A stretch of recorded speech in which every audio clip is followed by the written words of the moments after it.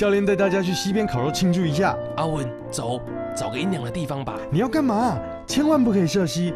溪流的地形落差大，常常因为地形变化产生暗流。那边有人在跳水耶！跳水一定要有专人指导与适合的场地。小心谨慎才是最帅的。